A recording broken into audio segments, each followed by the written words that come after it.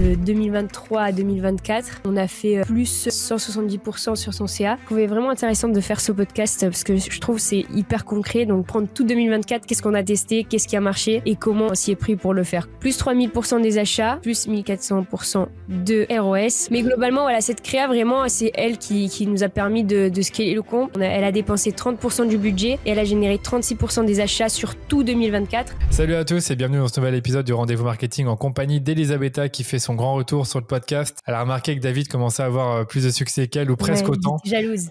Presque autant, tu commençais à être jalouse et tu es revenu du coup avec une nouvelle aventure de croissance pour un de nos clients que tu accompagnes depuis bientôt 2 ans. Je pense que tu vas pouvoir nous expliquer ça en détail, mais concrètement, on a quasiment fait un x2 sur le CA en 1 an. Donc, très belle histoire et beaucoup de choses à raconter là-dessus. Je te laisse du coup nous en dire un peu plus et éventuellement te présenter pour ceux qui ne te connaissent pas encore. Yes, déjà merci pour l'invitation. Là, ça fait, je crois que c'est la 4e fois là sur le podcast, donc c'est cool. Ouais. Du coup, pour la petite histoire, c'est mon premier client chez DHS, client là qu'on va présenter. Donc, c'était en 2023 où il est arrivé, je crois, si je me trompe pas.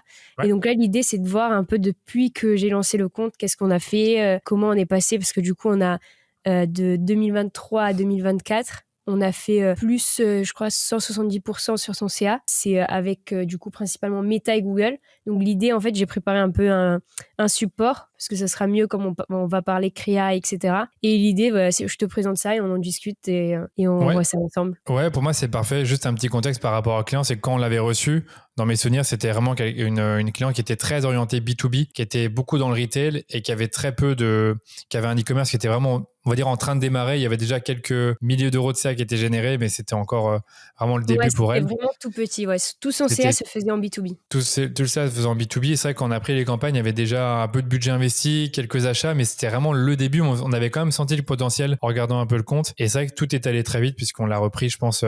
Moi, je suis très bon dans les dates. Fin août, début septembre 2023. Donc, on va dire il y a 1 an et demi. 2023, ouais, je crois. Donc voilà, 1 an et demi sont passés et nous, ce qu'on va faire dans mes souvenirs, c'est vraiment regarder 2024 et je pense un peu 2023, je suis même pas sûr. Ouais, j'ai mis juste un petit bout de 2023 voir parce que je pense qu'il y avait des choses intéressantes à voir, mais après on passe sur 2024, c'est là où on a fait le plus de tests et qu'on a bien augmenté les budgets et du coup le chiffre d'affaires. Ok, c'est parti, on va pas faire attendre plus longtemps l'audience, on est en partage d'écran, je pense qu'on peut le mettre à l'écran et du coup on te laisse présenter. Du coup voilà, l'idée c'était vraiment de montrer comment on a fait pour cette marque, de la faire passer. Donc on a fait plus 175% de chiffre d'affaires en 1 an parce que du coup c'est sur 2024 comparé à 2023. Juste pour mettre un peu de contexte, le secteur, donc c'est un peu secteur de la mode. Donc, la cliente, elle vend des chaussettes transparentes. Et le positionnement, c'est un peu côté un peu vrai bijou de pied. Donc, c'est un peu haut de gamme. Ce sont des chaussettes assez chères, on va dire, pour des chaussettes. C'est une fabrication italienne, etc. Donc,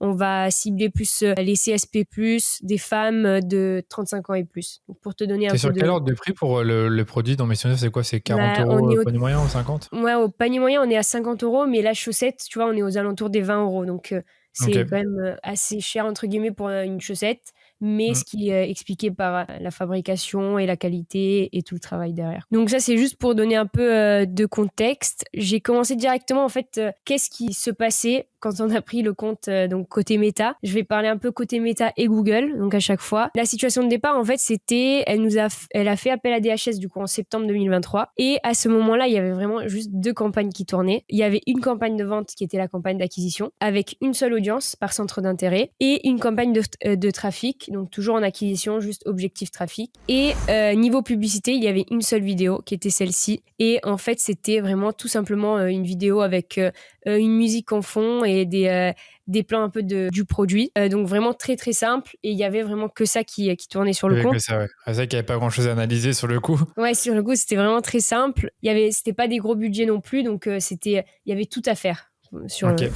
Pour Google Ads, du coup, cette cliente, elle avait pas de compte Google Ads. Donc c'était vraiment un lancement de compte. Il fallait le créer, du coup, partir de zéro. Il y avait aucun apprentissage, etc. Donc on a tout relancé. Donc ça, c'est vraiment pour mettre un peu de contexte, qu'est-ce qu'il y avait sur le compte. Les objectifs, du coup, c'était assez clair. Côté Meta, on voulait développer l'acquisition. On voulait tester plusieurs audiences, développer le remarketing qui n'existait vraiment pas, où on ne reciblait pas les visiteurs et les interactions, et commencer à tester des nouvelles créas, parce que, comme j'ai dit, il y avait une seule créa qui tournait, Donc, le but, c'était de voir qu'est-ce qui pouvait marcher ou pas. Et côté Google, très simplement lancer le compte, vu qu'il n'y avait aucune campagne. Et donc là, pour moi, c'est là que ça devient le plus intéressant. C'est vraiment qu'est-ce qu'on a fait les 3 premiers mois, on va dire, donc de septembre à peu près novembre-décembre. On a testé différentes audiences. Donc, tu vois, on a testé... Ça, c'était l'audience qui avait déjà, donc l'intérêt autour de la marque Cézanne et des chaussettes. Tous les intérêts autour des marques de luxe. Donc ça, c'était une autre audience. Une audience similaire, donc lookalike fichier client. Ensuite, les intérêts autour des bijoux, du brode et des intérêts autour des chaussures. Donc tu vois, on a testé vraiment plein d'audiences. Mais beaucoup dans la mode, hein. Vraiment tout ce qui était mode, tu as testé chaussures, bijoux. Ouais, j'avais testé aussi bijoux qui est un peu différent de la mode, mais qui pouvait être dans notre cible, et l'audience similaire. Mais oui, principalement la mode, vu que c'est le secteur. Et en fait, 2 audiences se sont démarquées, c'est les 2 premières, donc la Cézanne et les marques de luxe. Et en fait, c'est les 2 audiences qu'on a toujours aujourd'hui et qu'on garde pour tous nos tests. Et ensuite, au niveau de campagne, la campagne de trafic, je l'ai mis en pause. Parce que en fait elle attirait du trafic de mauvaise qualité qui convertissait pas derrière, donc je l'ai mis en pause directement et j'ai lancé une campagne de remarketing où là j'ai fait un stack de toutes les audiences de remarketing, donc visiteurs, interactions et vues de vidéos. Ouais, et tu as fait un stack parce que les budgets à mon avis n'étaient pas hyper importants. C'est-à-dire que tu ne peux pas te permettre d'avoir 30 € par jour par audience puisque c'était pas le cas. Du coup, ouais, voilà, c'est ça. Et puis, c'était pas un lancement de compte, mais c'était un tout petit compte. Donc, ça servait à rien de différencier les audiences une par une dans un premier temps, quoi. Ouais, aujourd'hui, elles sont séparées, par exemple.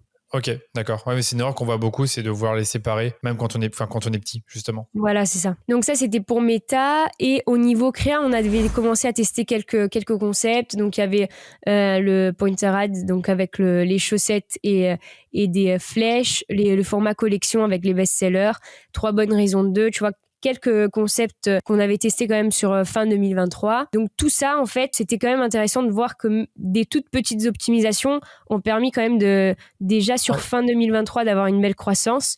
On avait augmenté nos dépenses de 450% entre avant DHS et après DHS, en sachant que elle, sur la fin de l'année, il n'y avait pas forcément de promo, elle fait pas de Black Friday, même si l'intention d'achat est plus importante, il n'y avait pas ça aussi qui explique derrière la croissance. Donc, c'était aussi toutes ces petites optimisations. Plus 3000% des achats, donc une grande hausse aussi des achats. Plus 1400% de ROS au niveau du ROS. Donc voilà, ça c'est juste vraiment pour dire, ça c'était les premiers mois. Quelques optimisations techniques ont permis de bien faire démarrer le compte Meta.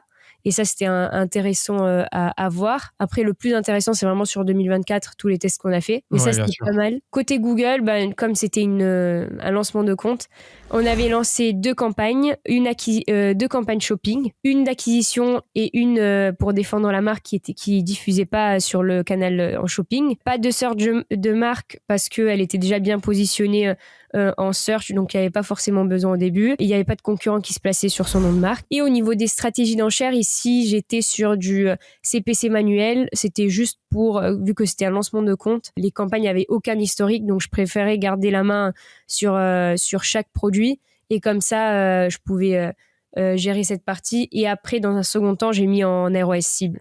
Donc ça, c'est pour donner aussi un peu ce qu'on a fait en lancement de compte. Donc dès les premiers mois, pareil, on avait un ROS de 2 à peu près, un CPA à 28 €. Pour donner un peu de contexte aussi, le CPA cible est autour des 15 € et les ROS cible de 84 à peu près. Ouais, j'allais dire, c'est ça, c'était 28 € alors que tu as un panier moyen à 50, c'est un peu cher, mais c'était le début. Mais c'était le lancement du compte. Et à ce moment-là, vous avez fixé une target maximale à ne pas dépasser sur Google pour démarrer le canal, parce que je pense que tu avais dit à la cliente que au début, ça prend un peu de temps avant que ça marche. Ouais, elle m'avait donné un budget à ne pas dépasser. Donc, je me suis adaptée sur ça. Et bien sûr, je m'adaptais aussi en fonction des perfs. Moi, je me disais, si je suis en dessous des 2 par ROS de 2 par produit, je coupais. Donc, c'est un peu comme ça que j'optimisais. Après, au début, j'optimisais beaucoup au CPC. Donc, c'était ça aussi que je regardais. Mais c'était un tout petit budget au lancement. Donc, c'était pas trop risqué. Ok, top. Donc là, c'est vraiment les débuts. Voilà, ça, c'était vraiment les débuts. Et après, ce qui était intéressant aussi, c'est de voir sur Shopify, donc vraiment le site au global. Nous, on est arrivé ici en septembre et on voyait déjà que les premières optimisations ont quand même porté leurs fruits parce que là, il y avait une belle croissance sur fin 2023. Mais voilà, on avait stabilisé un peu le compte Meta, on a lancé le Google et c'est sur 2024 qu'on est passé un peu aux choses sérieuses et on a commencé à tester que ce soit les créas par exemple sur Meta et des types de campagnes sur Google. Et c'est ça en fait que je voulais montrer là dans le podcast et je pense qu'il sera le plus intéressant. Yes, top. Ben, on attend ça avec impatience. On commence. Qu'est-ce qu'on a fait sur Meta? Donc nous allons garder les 2 meilleures audiences. Donc c'est ce que j'avais dit tout à l'heure. Donc tout ce qui est la marque Cézanne et les marques de luxe. Et on a testé vraiment plein de concepts. Donc on a testé du pointer ads, on a testé du collection pour la promo, du collection hors promo et pour les promos, de l'USP. Aussi, on en a fait pas mal. Des gifs avec les produits, ça dans la mode, ça performe plutôt bien avec les produits qui défilent. De l'unboxing aussi. Ensuite, l'OFO collection aussi et un collection en format vidéo. Donc tu vois, on a essayé de tester vraiment plein de concepts et 2 concepts se sont particulièrement différenciés du lot. C'est le pointer ad ici et l'USP. Et j'ai rajouté, c'est pas vraiment un concept parce que c'est vraiment une seule créa, mais le concept un peu plus storytelling, histoire de la marque, qui est plus, là c'est plus un axe, mais le concept un peu vidéo de FGC, tu vois. Et je l'ai mis parce que c'est après on en parlera, c'est vraiment la créa qui a permis aussi de bien faire grimper la marque. Mais en statique, c'est vraiment ces 2 concepts-là qui ont fait aussi la différence. Ok, donc tu avais 2 concepts winners, un qui était des features pointer ad, donc on peut aussi appeler ça call-out quand on utilise les flèches, et l'USP, c'est quand tu avais juste la chaussette avec une proposition de valeur. Et je pense que tu expliques après, c'est cette proposition de valeur-là, 2 vrais bijoux de pied qui fonctionnaient le mieux. Ouais, c'est ça. En fait, on a testé plein. C'est ce que j'allais dire ici. En gros, on a pris les meilleurs concepts, donc de l'USP, du pointer ad. On a testé plein de messages. Donc, on avait testé des marquez-vous avec élégance, de vrais bijoux de pied, les chaussettes idéales pour le printemps, chaussettes transparentes à paillettes. Tu vois, là, j'en ai mis que 4. Ouais. Mais on en testé à chaque fois... on a testé plein avec à chaque fois la même photo en fond. Et au global, c'était celle-ci qui a le mieux marché. J'ai peut-être 2 questions. Parce que tu vois, on dit qu'on a testé. Comment tu as testé ces concepts-là? Est-ce que tu as fait dans ta campagne un ensemble de pubs par concept? Comment tu as fait ça au niveau du testing? En fait, au niveau du testing, c'était assez différent que ce que je fais d'habitude pour elle parce que dans la campagne d'acquisition, il n'y avait pas une créa qui prenait vraiment toutes les dépenses, tu vois. Donc, je m'étais dit, vu que j'ai pas de créa qui prend vraiment toutes les dépenses et qui s'est vraiment différencié du lot, j'ai pas besoin vraiment de créer une campagne de test à part. Okay. Du coup, ce que j'ai fait, c'est que j'ai vraiment testé ça petit à petit dans la campagne d'acquisition classique, en gardant mes 2 meilleures audiences, donc Cézanne et marque de luxe. Et j'ai testé petit à petit mes créas avec les messages différents. Dès que je voyais qu'il y avait un message qui se différenciait, donc je le testais encore plus avec d'autres images, etc. Et en fait, en faisant ça, c'était pas forcément nécessaire de créer une campagne d'acquisition test. Et finalement, dès que tu testais des messages, c'était avec des concepts statiques? Les messages, c'était concepts statiques. Ok, ça c'est un petit tips pour ceux qui nous écoutent, c'est qu'en gros, si vous voulez tester facilement et rapidement des messages ou des bénéfices, faites-le avec des statiques parce que c'est beaucoup plus simple à produire, c'est beaucoup plus rapide et ça permet de tester plus vite. Si ça marche ou ça marche pas. Alors que les vidéos, ça prendra à chaque fois un temps fou pour faire une nouvelle vidéo avec un nouveau message, un nouvel axe, puisqu'il faut penser toute la vidéo de A à Z, notamment le FGC. Je veux bien peut-être qu'on s'y revienne dessus. Juste par rapport à ça, ce qui est intéressant aussi de tester les messages, c'est qu'après on peut les réutiliser, que ce soit sur le site, le mettre dans le bandeau de la page d'accueil, on peut le réutiliser en hook de publicité dans les 3 premières secondes. On peut du coup le réutiliser aussi dans toutes les statiques. Donc vraiment, dès qu'on a un message gagnant, il ne faut pas hésiter à le mettre un peu de partout et voir s'il y a un impact derrière. Par exemple, ce message-là, on a vu qu'il s'est bien différencié. On le met aujourd'hui en avant dans toutes les statiques. On l'a mis en avant dans le site, au niveau du bandeau de la page d'accueil. Et sur mes annonces Google aussi, je le mets en avant. Donc, tu vois, c'est tout un travail qui m'a permis de le mettre un peu de partout. Et on voit que ça performe bien derrière. Donc, ça, c'était une petite parenthèse. Non, moi, je me posais la question pour la vidéo. Et c'est vrai que dans la vidéo FGC, donc la vidéo d'histoire de marque, tu disais oui, c'est vrai que c'est pas vraiment un message, c'est plutôt du storytelling. Mais en soi, tu utilises... Pour faire ton storytelling, tu es obligé d'utiliser un concept qui te permet de raconter une histoire. Et ce concept-là, le plus souvent, ça va être un UGC ou un FGC ou une vidéo motion qui va raconter tout le truc. Le FGC, moi, ce qui m'intéresse de savoir, c'est comment tu l'as construit avec la cliente, parce que je sais que de base, elle était un peu réticente à le faire. Ouais. Et justement, dans cette vidéo-là, je sais que vous parlez de vrais bijoux de pied. Je ne sais pas si c'était fait exprès Ouais, en de fait, parler à nouveau de ça. c'est ce que j'avais mis ici. En fait, cette créa-là, justement, la cliente, elle voulait pas se montrer en vidéo. Donc, je lui avais proposé de faire une vidéo où on travaillait le script ensemble, où on l'avait optimisé pour la conversion. Donc, il y avait une structure précise. On avait le hook, le côté un peu histoire où elle raconte comment elle a lancé l'idée, le focus produit et la promesse. Donc, c'est vraiment tu vois, c'est vraiment au début qu'on a mis le message gagnant, où on a mis les véritables bijoux de pied. C'était la promesse de la marque. Donc ça, toutes les étapes d'avant nous ont permis aussi de rajouter ce message-là dans le script. Ensuite, il y avait toutes les caractéristiques du produit, la réassurance et le CTA. Et tu vois, toute la structure, quand même, elle est optimisée pour la conversion. Et le message gagnant, on l'a mis dès les premières secondes de vidéo, quoi. Ok, d'accord. Tu peux me montrer la vidéo, peut-être pour montrer à quoi ça ressemble. Donc Ouais. là... En gros, ici, elle présente qui elle est. Elle raconte un peu l'histoire. C'est lors d'un voyage au Japon qu'elle a été inspirée pour créer ses chaussettes. Donc, c'est à son retour en France qu'elle les a créées. Donc là, c'est l'histoire. Ok. Là, elle parle du produit. Ouais. Ensuite, la mission. Donc, c'est là qu'on annonce le véritable bijou de pied. Et après, elle va parler des caractéristiques, donc tricoté avec un fil transparent, épais résistant, etc. Toutes les caractéristiques du produit. Ou la réassurance, elle les fait produire en Italie. Donc pour le côté production. Local, ouais. Et ensuite le CTA. Ensuite, la call to action, ok. Donc une bonne vidéo FGC, on pourrait dire potentiellement que elle est structurée comme ce que tu viens de dire là, et ça semble logique, c'est que tu commences par ton hook, tu racontes quelque chose ensuite. Souvent, ce qu'on dit, c'est tu structurer en passe, c'est-à-dire tu commences par le problème, tu agites le problème, tu donnes la solution, sauf que là, elle n'a pas vraiment commencé par un problème en soi. Ouais, en soi, ça, son produit, c'est pas un problème-solution. Donc, c'est pour ça qu'on n'avait pas fait ça. Mais oui, si vraiment on n'a jamais fait de FGC ou de UGC, le mieux, c'est... Enfin, le mieux. Allez, moi, ce que je commencerai par un problème-solution. Après, on fait la démonstration du produit, les caractéristiques, les bénéfices, les caractéristiques et le CTA à la fin. C'est ça. Ouais, quand on dit solution, faites attention, c'est vous présenter votre solution. Il ne faut pas juste dire on a créé tel produit. Après, il faut dire ce produit, il est fait avec tel matériau, il a telle fonctionnalité qui vous donne tel bénéfice. Vous allez vous sentir comme ceci après l'avoir utilisé, vous allez atteindre tel résultat. Ça, c'est les bénéfices, les résultats. Puis après, en effet, tu vas avoir le call to action et éventuellement un peu de réassurance et de preuve sociale avant. En fait, la réassurance, ça peut vraiment prendre plusieurs formes.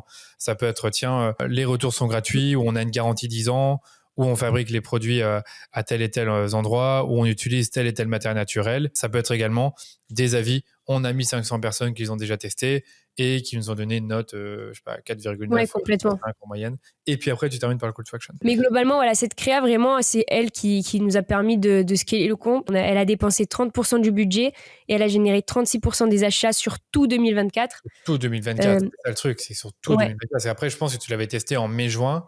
Ouais, donc j'ai pris tout 2024 et on va dire la première partie de 2024, elle n'avait même pas tourné. Donc c'est vraiment une et elle tourne encore aujourd'hui, cette créa, vraiment, et elle performe bien. Donc pour dire que c'est vraiment une des meilleures créas du compte. Et qu'on est en train de décliner un maximum. Là, on va faire d'autres versions, on va tester d'autres hooks. Donc on essaye de maximiser un peu la durée de vie, on va dire, de la créa. Tu peux peut-être revenir en arrière, tu avais une ou deux slides où tu donnais un autre chiffre qui m'intéressait. C'était celui-là où tu disais, au global, il représente ça, c'est cette créa-là ou c'est l'axe Non, c'est ce message-là. Ce message-là, il représente 32% du budget et 35% des achats sur tout 2024.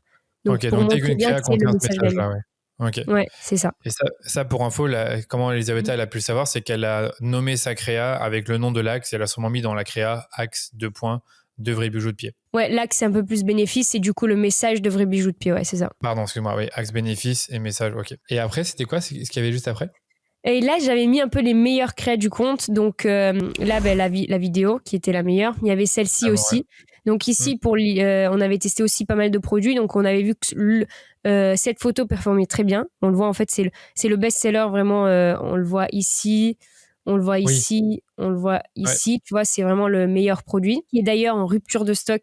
Et ça faisait depuis le lancement de la marque que la cliente, elle prévoyait une grand réassort. Donc, ça faisait 7 ans qu'il a jamais été en rupture. Donc, c'est que vraiment, là, ça a vraiment bien, bien pris. Et il y avait celle-ci aussi qui a très bien marché. Et ça, c'est le carrousel, je l'ai mis quand même. C'est du remarketing où c'est la DPA. Donc, la personne, elle voit le produit qu'elle a consulté. Mais même là, j'aime bien la DPA parce que je pense que tu as mis un fond vert et un peu de texte. C'est possible ou je me trompe? Ouais, c'est ça. En fait, on peut ajouter un décor dans la DPA.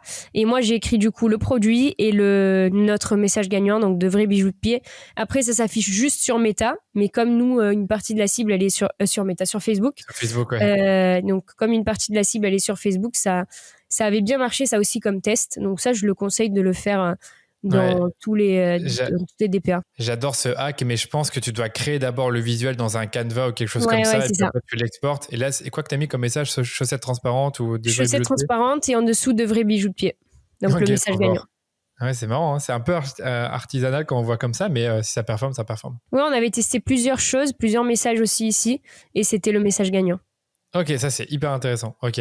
Mais donc voilà, on voit que tes meilleurs créas, tu avais ce fameux carrousel, tu avais ton FGC et tu avais 2 créas call-out, ou que tu appelles aussi fonctionnalité et bénéfices, et avec à chaque fois le message principal qui était de vrais bijoux de pied. Top. Bah, du coup, Meta, c'est un peu tout ça qu'on a testé. Je trouvais intéressant un peu la stratégie, tester d'abord les concepts, puis une fois qu'on a validé les concepts, on teste les messages.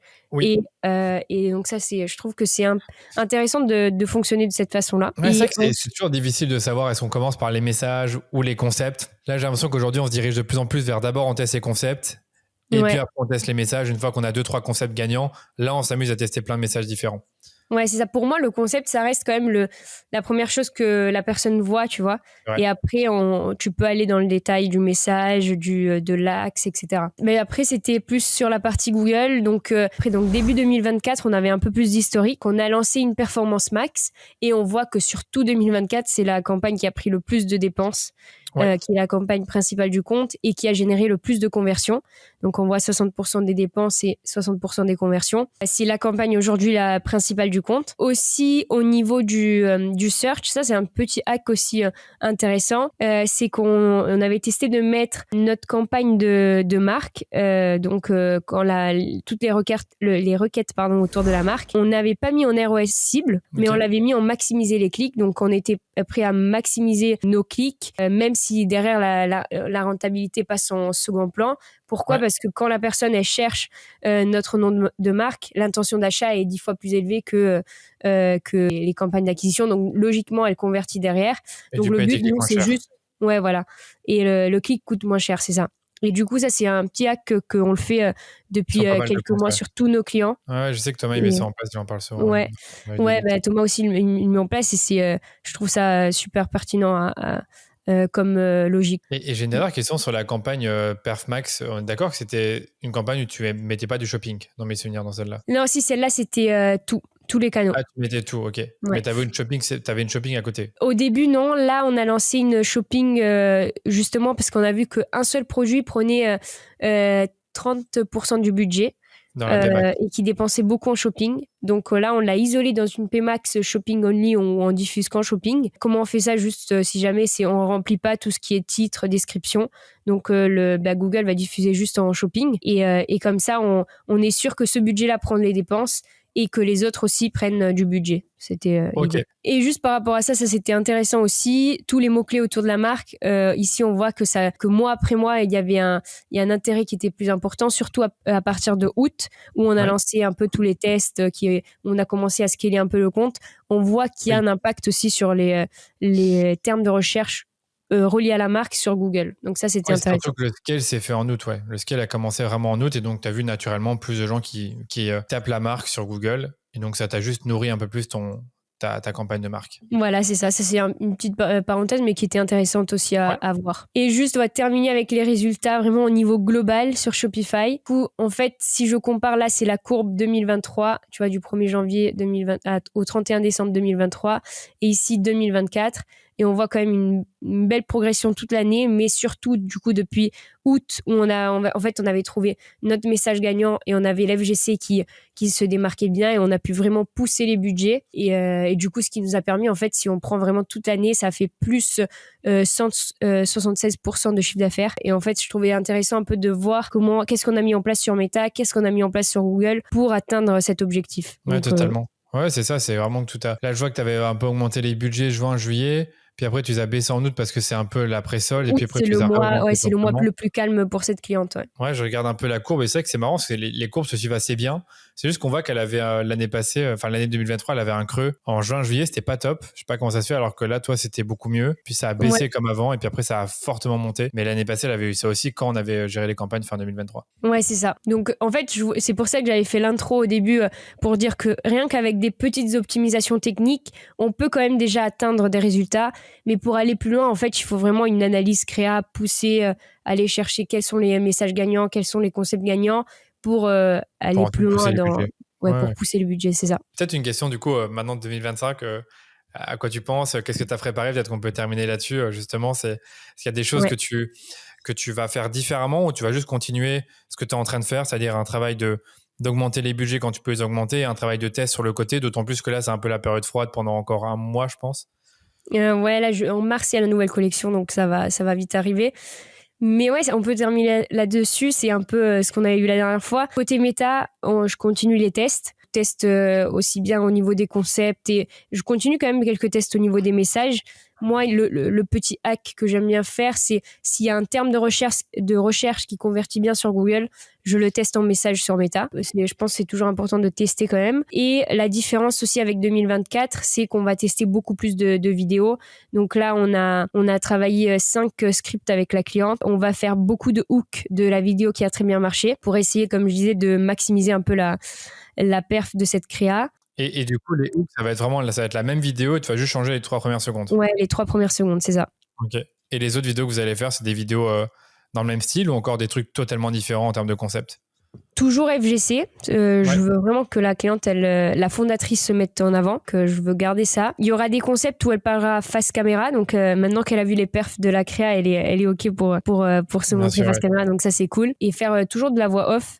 C'est un concept, surtout dans la mode, un peu dans cette niche-là, dans le haut de gamme, etc. Je trouve que ça fait propre aussi un peu le côté voix off avec juste une musique en fond. Donc Meta, je pense que voilà, ça va être principalement ça. Continuer le test créa et tester beaucoup plus de vidéos. Et j'ai une dernière question sur Meta. Donc là, on a clairement identifié que le format FGC, c'était ça avait permis de booster le compte. Alors que tu sais, en prêt-à-porter, on dit souvent ouais, mais FGC, c'est pas premium, etc. Est-ce que tu as des conseils à donner à des annonceurs qui nous écoutent, des e-commerçants qui sont pas encore lancés dans des vidéos FGC, UGC, pour apprendre à en faire, pour oser se montrer ou pour éventuellement, s'ils veulent vraiment pas le faire appel à un créateur? Ce serait quoi tes conseils pour tester ça et se lancer? Par exemple, cette cliente, elle voulait pas trop se montrer pour faire les publicités. Donc en fait, moi, ce que je lui ai proposé, c'est ça, c'est ce qu'on a vu dans la vidéo, c'est juste elle mettre des rushs un peu de ses chaussettes ou de la production, de elle qui travaille, tu vois, que vraiment juste en vidéo, elle doit pas parler.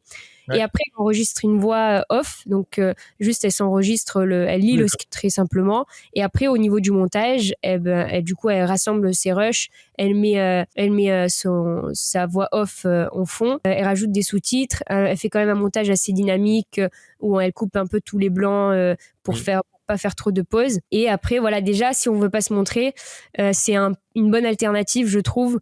Et après, si vous voyez que ça perd bien, je pense tout le monde voudra se montrer.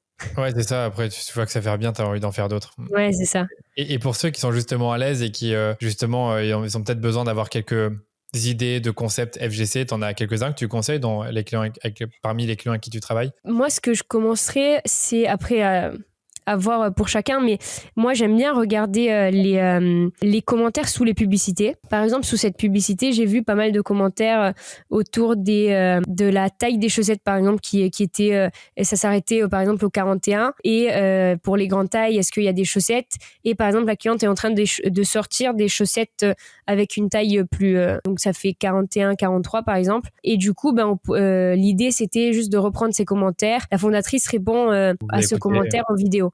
Et tu vois, là, c'est un concept très simple, ça reste propre, ça fait pas justement bas de gamme, etc. Et donc, aller chercher un peu quelles sont les informations. On peut chercher dans les avis clients, quelles sont les informations qui intéressent les clients. Parce que si elles ont intéressé ton client, ben, derrière, ça peut en intéresser d'autres. Donc ça, c'est un petit hack que je conseille de faire. Et c'est vrai que je l'ai beaucoup vu ces temps-ci, c'est vraiment de se dire, bah, tiens, comment est-ce que je peux trouver des commentaires qui reviennent régulièrement, où tu vois 5, 6 fois, ou des avis qui reviennent, enfin des choses qui reviennent régulièrement en avis, et juste y répondre, dire, hey, j'ai vu ce commentaire-là qui est passé en publicité ou dans les avis les avis positifs de nos produits. Je voulais prendre le temps d'y répondre et vous dire voilà ce qu'il en est par rapport à ça, et faire quelques secondes, enfin passer quelques secondes à expliquer ça, et puis en profiter pour dire voilà, on continue à vous écouter et à faire en sorte de produire les meilleures choses pour vous. Ouais, voilà, c'est ça. En fait, les avis, les commentaires, c'est ce qui a le plus concret. Donc, si les gens commentent ça, c'est que ça les intéresse et c'est que ce sont pas les seuls à le penser. Donc, il faut vraiment jouer sur ça. Ok. Bah, écoute, pour moi, c'est bon. J'ai plus vraiment de questions là-dessus sur ce compte-là en particulier. Est-ce qu'il y a autre chose que tu veux nous dire pour terminer? Non, juste sur 2025, du coup, il y a aussi Pinterest. On va développer Pinterest. Donc, ça, c'est peut-être le sujet d'un autre podcast. On verra. Mais on verra ce que ça va donner. C'est un truc que j'aimerais bien mettre en place. J'ai peut-être une question pour terminer, on a oublié de l'aborder. C'est quoi le mix entre Meta et Google? Je pense que Meta est quand même pas mal plus élevé, mais à quel point Google il a pris de la place l'année dernière par rapport à Meta, vu qu'au début c'était que du Meta. Ouais. Je peux te dire ça, j'ai un tableau qui regroupe les deux. Là, si je regarde vraiment toutes les dépenses, donc Meta et Google, tu vois, Google ça fait 30% des dépenses et Meta c'est 70%. Donc c'est quand même une grande partie Meta. Mais Google ça se développe aussi de plus en plus. Donc là sur 2025, j'espère le développer encore, mais je pense que Meta ça restera quand même le canal numéro 1. Ouais, mais c'est vrai qu'en prêt-à-porter, c'est souvent le cas. Hein. Souvent des répartitions qui ressemblent à ça. Ouais, surtout pour du haut de gamme, pardon. Je trouve que quand c'est un produit cher, tu vois, c'est pas plus difficile, mais c'est Meta, ça va être plus simple, quoi. Mais je vais te donner un autre exemple, c'est un truc rien à voir. Là, c'est vraiment un produit très cher, mais qui demande un haut niveau d'éducation et que quand tu l'achètes, c'est que tu es très intentionniste, c'est les matelas. On avait un client dans les matelas, comme tu sais, je vais pas dire lequel. Eux, ils avaient plus de 80% du budget sur Google et 20% sur Meta. Parce que Meta cherchait à créer de la demande et faire un peu de retargeting. Et Google, c'était pour aller chercher tous les gens qui tapaient matelas, nouveaux matelas, etc. Comparer matelas, meilleur matelas. Et lui, il mettait à fond sur Google. En fait, chaque business est un peu différent, mais c'est vrai que des business très D2C, des produits pas trop chers, entre 50 et 100 balles, de la cosmétique, du prêt-à-porter, des compléments alimentaires, souvent c'est plus du Meta. Et encore, des compléments alimentaires, on a quelques exceptions où il y a beaucoup de Google, mais généralement c'est plus Meta. Donc voilà, c'était une bonne conclusion. Je voulais aussi l'aborder, j'ai pensé en dernier moment. Donc ce que je propose, c'est qu'on arrête là. C'était un très bon podcast. Merci beaucoup pour ta venue et je te propose qu'on refasse une étude de cas très prochainement. On a encore des petits projets sympas sur lesquels tu es. Donc je te propose de refaire un petit retour sur le podcast dans quelques semaines, voire quelques mois. Quelques semaines, c'est peut-être quelques mois, mais avec plaisir. Ouais, en vrai, j'adore ça, donc avec plaisir. Merci à toi, Elisabetta, et merci à tous pour votre écoute. À très bientôt. Salut.